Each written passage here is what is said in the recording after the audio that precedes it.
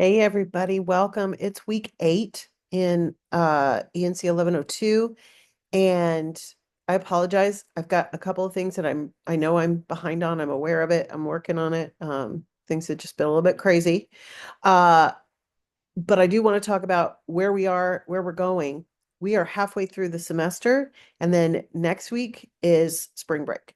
So, I'm just going to go ahead and share the screen and let's go through what's happening in the class as well as what you can expect. So, let's take a look at the schedule first. As I mentioned, we are in week 8, which means we are done. This week with the literary analysis paper. And we have completed by now, hopefully, all 4 of the genre-based discussion boards and at least one, if not both, of the informal presentations by the end of this week. Now, do note, and it says this right on the schedule, if you have not submitted one or both of the informal presentations, it's okay. You can do that during spring break. I just wanted to make them due before spring break. So if you want to have a true spring break, you can. So you should for sure get the paper in by this weekend. But if you want some more time on the informal presentations, that is certainly okay. There have been several questions about recording the presentations. I did put information in the course about how to use, say, something like Zoom to create your presentations. You also have access to the Kaltura tool, which is in our Canvas. It's built into Canvas. So we can talk about that. But let's talk a little bit about the paper and what's due this week, but also kind of where we are going. So I'm going to go into the modules and I'm going to go to the first of the 2 informal presentations, which technically was due last night, but if you have not submitted it, it is not an emergency. When you go to start the assignment, you will notice that one of the options is that you can record directly here in the assignment. So I'm going to click on this and show you what happens. It will open my webcam, which you should be able to see. It asks me if I want to take a photo. I do not want to take a photo, but let me see. I don't know why this is not giving me. Oh, let me undo the student view. Maybe I just can't see it. Let's do, I have to be in the student view in order to Oh, it's always a challenge electronically. Oh, I can make it. I can make it smaller. All right, let me go back to student view because we need that. Start assignment. We can use the webcam. Should be able to use the webcam. Let me go to it's only letting me take a photo. Okay. I obviously need to do more than take a photo. I'm glad I'm trying this out because I know that sometimes, I don't always go into the student view, and I do a lot of video presentations, so it's probably easier for me, and I totally get that. So let's undo that. When we go then to create the assignment, we're going to either need to use, there we go, we can record under media, we can record or upload media under Office 365. We can log in. I don't know if it will let me. Yeah, it won't let me because I'm in as a sample student, but you should be able to access PowerPoint in Office 365, so you could use that. But let's see if this works. Yes. So for studio capture, it will let us use both the webcam and the mic, and we can start recording. So you could conceivably do your presentation using the media within Canvas. But I would do it outside. my favorite way to record things is, as you know, because you can see this, I'm in Zoom right now, and Zoom, of course, allows you to share your screen. So I highly recommend using Zoom for the two informal presentations. They are not massive, fancy presentations, which is why you don't actually have to have a PowerPoint or a slideshow. But you're welcome to do that. It's certainly okay to do that. I also wonder, and I'm gonna see, we're gonna change this again. I'm gonna see if the if Kaltura is something that I just don't have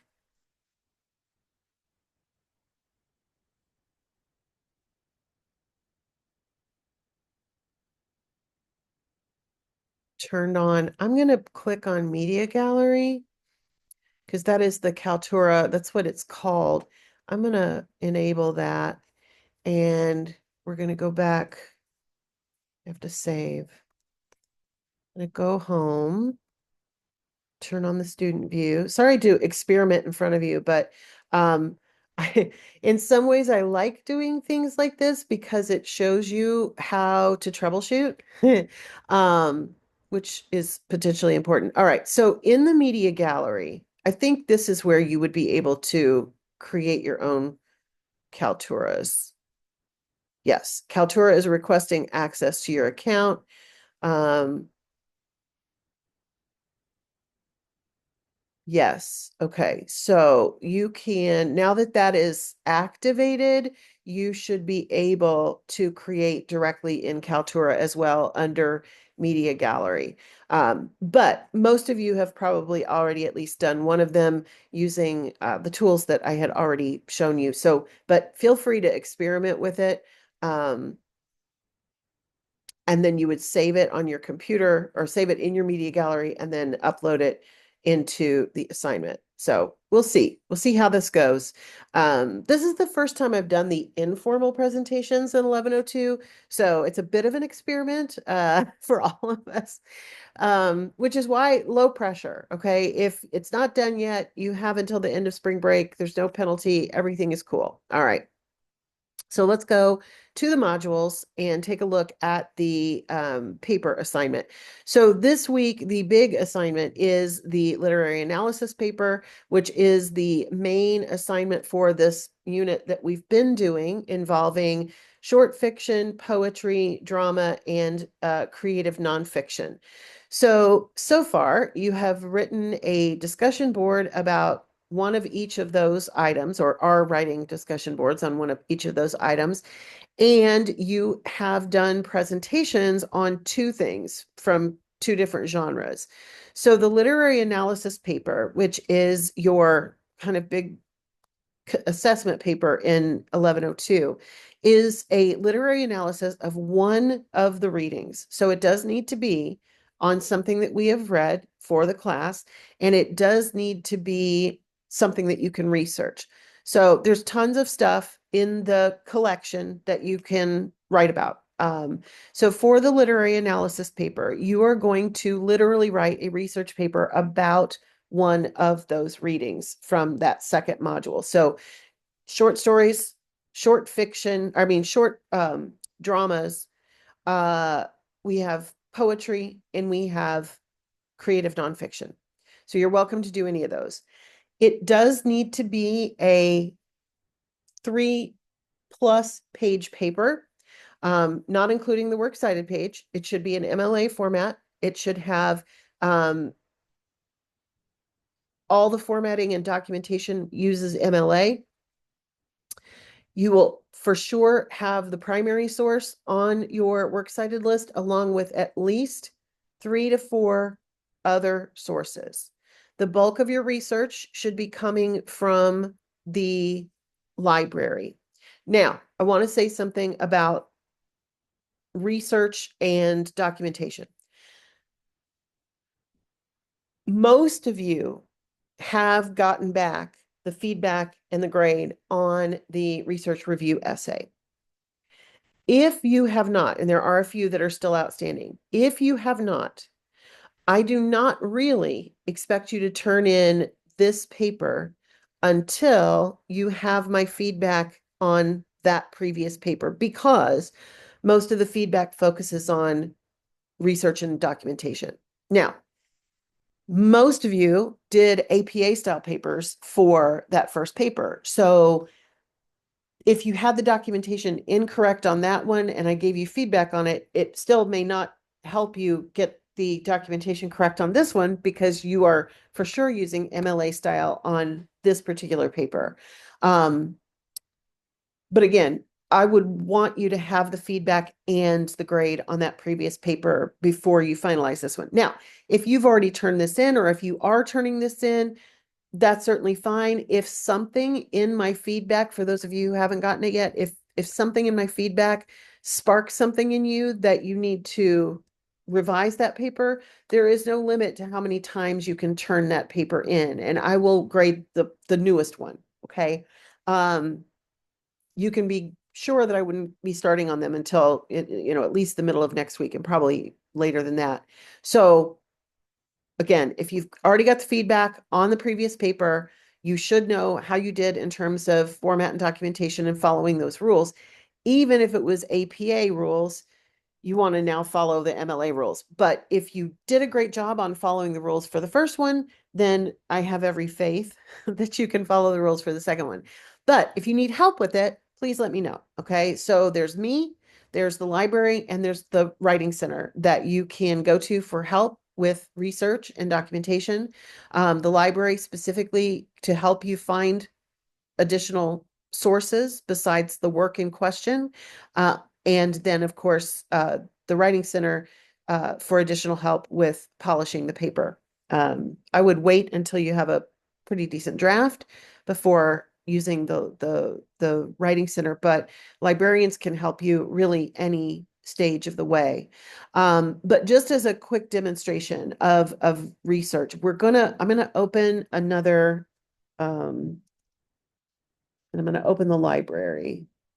So when we are researching a work of literature, you start, of course, in the library information, and you have the main search here, the Primo search, which will give you kind of a search of everything. So I'm going to share a source, or share a search here for The Cat in the Rain, which is one of the short stories that you had that you could choose from, by Ernest Hemingway. So let's see, in terms of searching, how much information we can pull up. Oh, no. Okay. I did let me put Cat in the Rain and Hemingway, because I know we have information on it in the library. There we go. So we have 35 results. And of course, not all of them may be about this particular short story. The first one definitely is, but here's one that for sure is. So while you do not have to use only the library, you do need to use the library. You need to have some resources that are of an academic nature. And the good news is, when you utilize these types of sources, you have the ability to read them online. You have the ability to cite them. So let's go into this first one. And I want to remind you, and I've got a video, you may or may not have seen it, but there is a video in the course that talks about how this button is never correct. So you want to actually open the article and then get the citation. So this is a good time to remind you of that as well. All right, so this is a Gale database, which means that the citation is going to be at the bottom of the page. It is also, no, it's just at the bottom. Okay, so I can scroll all the way down, and the source citation, because this is a literature database and a literature work, it is already in MLA for you, except it is not properly capitalized. So this is a correct source or a correct citation, but I would also go in and capitalize properly. But other than that, you can copy and paste this into your document. You would then, when you cite from this article, you would use the author's last name, West, and possibly page number, but I don't think Yeah, this one doesn't show us what happened on page 105 and elsewhere. If we had a PDF of it, we would use a page number as well, but we won't have that. Okay. So when you cite from it, you can just utilize West and his last name. Now, the other thing, of course, that you may notice about this one is that there is a ton of resources on here as well. So if you wanted to dig deeper into his sources, that's always a possibility. Let me go and see if that other one is a different database.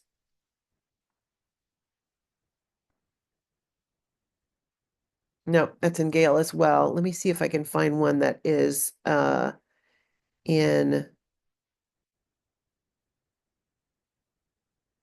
an EBSCOhost database. Nope. Wow, Gale has really taken over the literature stuff, which is absolutely fine. Um,